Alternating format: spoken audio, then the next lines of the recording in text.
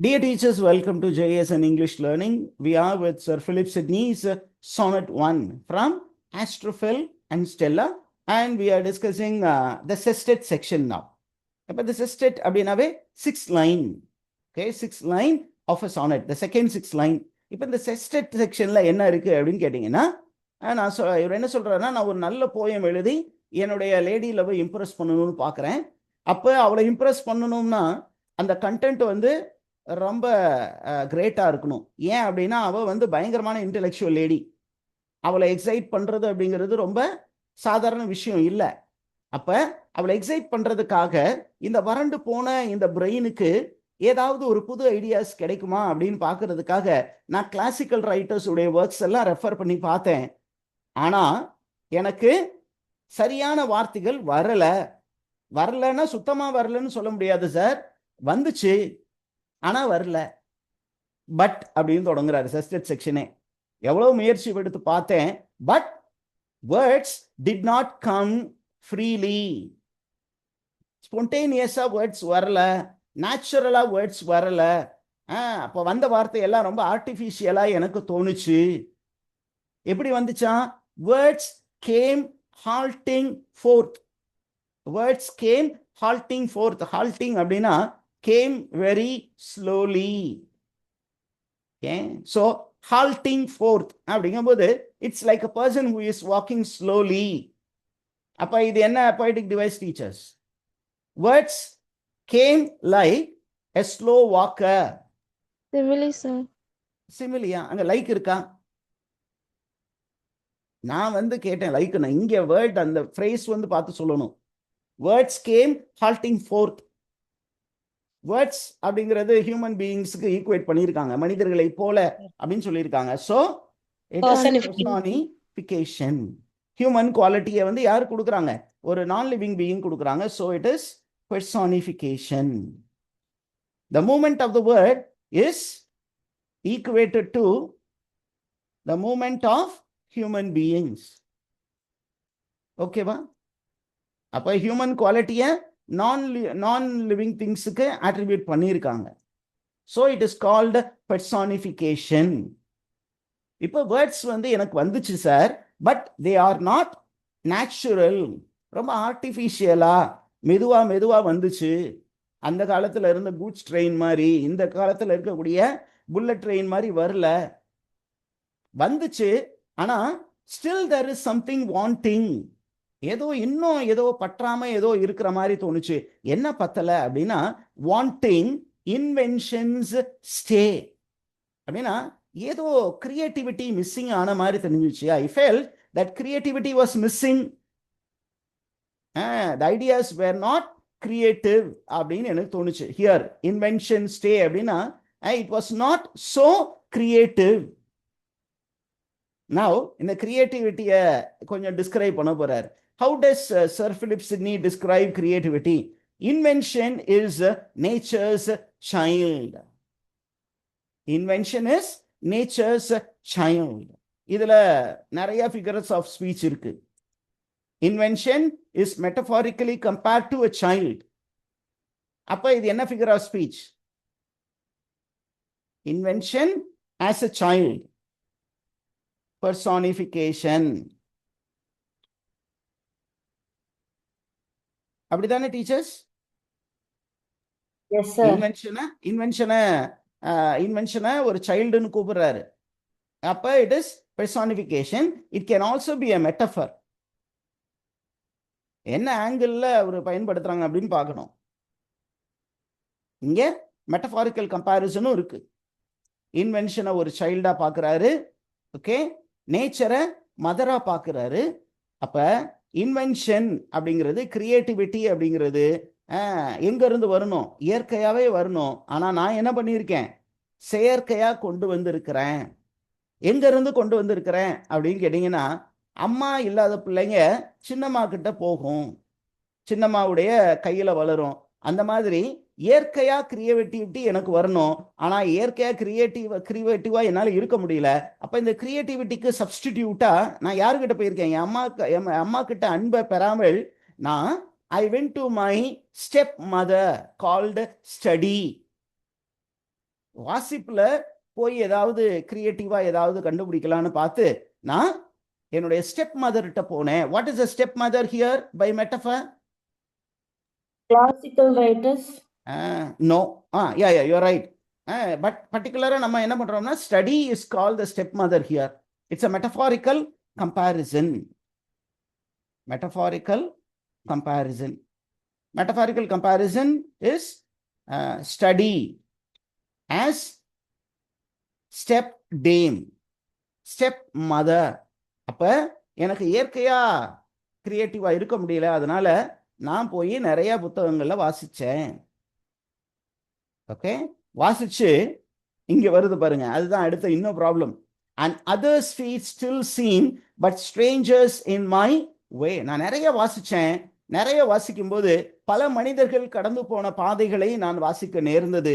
அந்த பாதையில நானும் போலான்னு பார்த்தேன். ஆனா their feet appear to be a strange path for me. அவர் போட்ட செருப்பை நானும் போடலான்னு பார்த்தேன். எனக்கு அந்த செருப்பு ஃபிட் ஆகல.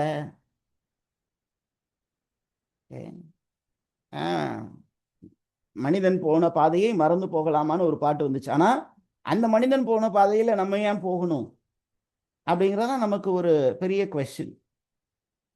we should create history. இன்னொருத்தருடைய பேரோடு நம்ம பேரை ஒப்பிடுறது அப்படிங்கிறது பெருமை தான். இப்போ recently I was reading 6th standard book, English book. சும்மா அப்படி வாசிச்சு பார்ப்போமே அப்படின்னு எடுத்து வாசித்தேன் ஃபர்ஸ்ட் டேர்மில். அதில் மித்தாலி துரைராஜ் அப்படின்னு ஒருத்தவங்களை பற்றி ஒரு லெசன் இருக்குது.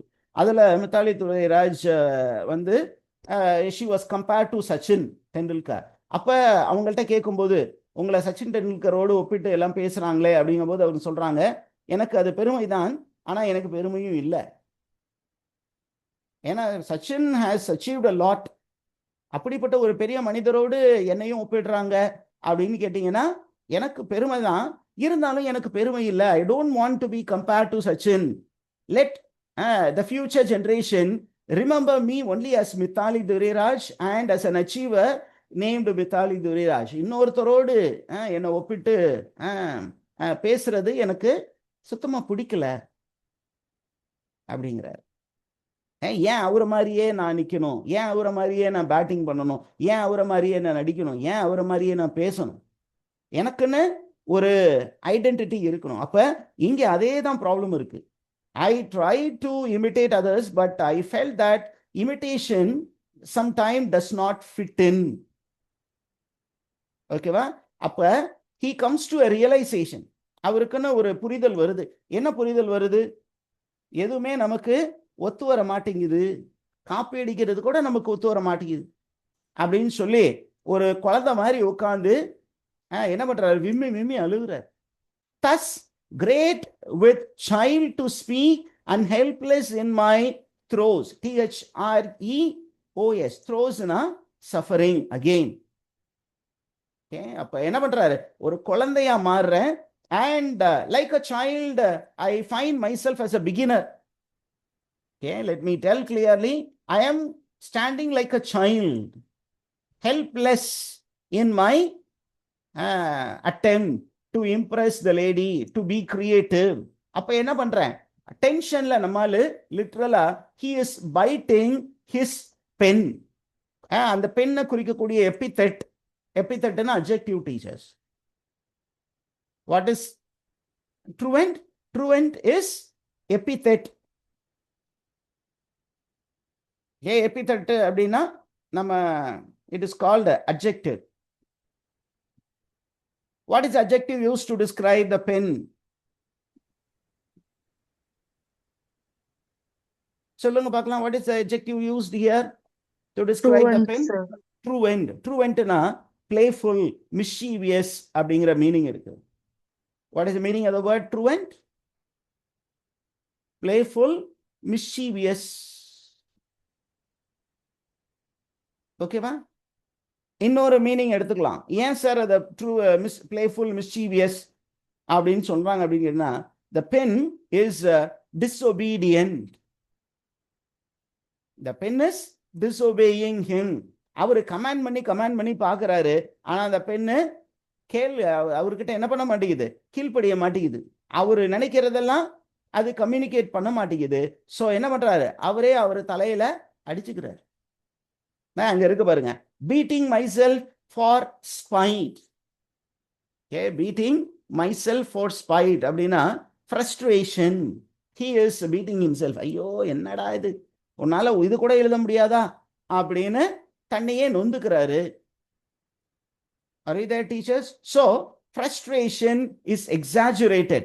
அப்ப என்ன எக்ஸாஜரேஷன்னா சாதாரண எக்ஸாஜரேஷன் இல்ல, ரொம்ப அதிகமா எக்ஸாஜரேட் பண்றாரு. ரொம்ப அதிகமா எக்ஸாஜரேட் பண்ணீங்கன்னா what is the figure of speech used? Hyperbole, sir. Hyperbole use பண்றாரு. It is exaggeration of frustration.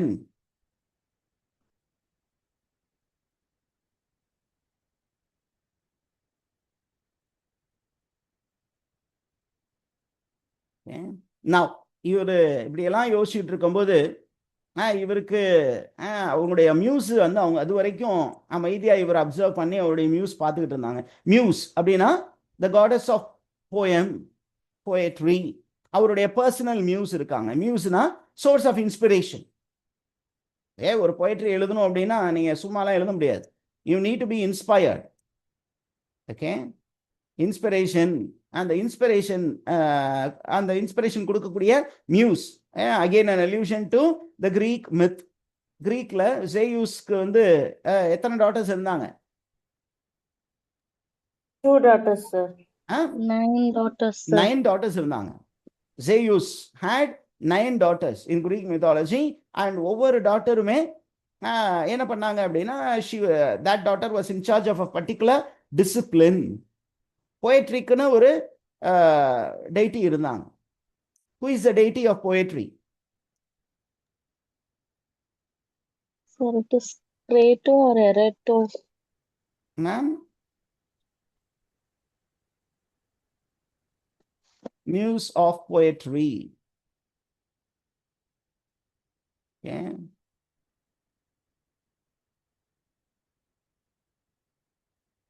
நிறைய இருக்கிறாங்க.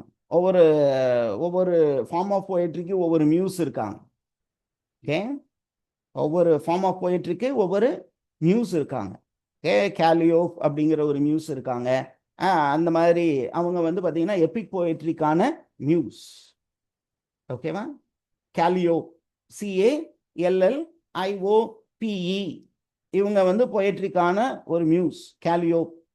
எப்ப அந்த மாதிரி ஒரு மியூஸ் வந்து என்ன சொல்றாங்க, டே முட்டாப்பையில, ஓகே நீ பண்றது பெரிய தப்பு அப்படின்னு சொல்லிட்டு அவங்களுக்கு ஒரு அட்வைஸ் கொடுக்குறாங்க.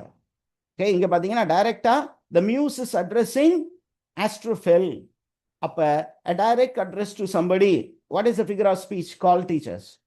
Alliteration, sir. Alliteration. Sorry, apostrophe, sir. Okay, very good. ஏல தொடங்குறதுனால டக்குன்னு alliteration வந்துருச்சு. Okay, apostrophe, a direct address to somebody. அப்ப அவங்க வந்து யார் அட்ரஸ் பண்றா இந்த லைன்ல அப்படின்னு கொஸ்டின் கேட்பாங்க. So the muse addresses Astrophel, who is in a dilemma. என்ன பண்றதுன்னு தெரியாம ஒரு frustrated situationல இருக்கும்போது அவன்கிட்ட சொல்றாங்க ஃபூல் அப்படின்னு அவங்க அட்ரஸ் பண்ணாங்க. முட்டாப்பையில என்ன சொல்றாங்க, I will give you an advice. ஒரு நல்ல காதல் கவிதை எழுதி உன்னுடைய காதலியை வந்து இம்ப்ரெஸ் பண்ணணும் அப்படின்னு நினைச்சீங்கன்னா அங்க இங்கேன்னு வெளியில எல்லாம் பார்க்காத. அவர் எப்படி எழுதியிருக்காரு, இவர் எப்படி எழுதியிருக்காரு, அவர் எப்படி லவ் ப்ரொபோஸ் பண்றாரு, இவர் எப்படி லவ் ப்ரொபோஸ் பண்ணாரு அப்படின்லாம் பார்க்காத. You look into your heart and write. இதுல 2 இம்பரேட்டிவ் வேர்ட்ஸ் பயன்படுத்தியிருக்காங்க. ஆர்டர், கமாண்ட் அப்படின்னு 2 சொல்லுவோம் இல்லையா, imperative. 2 imperative verbs are being used. What are the 2 imperative verbs which are used? Look and write. இதான் words. Look and write அப்படின்னு சொல்லி 2 command கொடுக்குறாங்க. எங்க தான் பார்க்கணுமா? To write a very good poem, you should look into your heart and you need to communicate what is within. நீ யாருடைய ஹெல்ப்பையும் தேட வேண்டியது இல்லை. That is the end of the poem, teachers.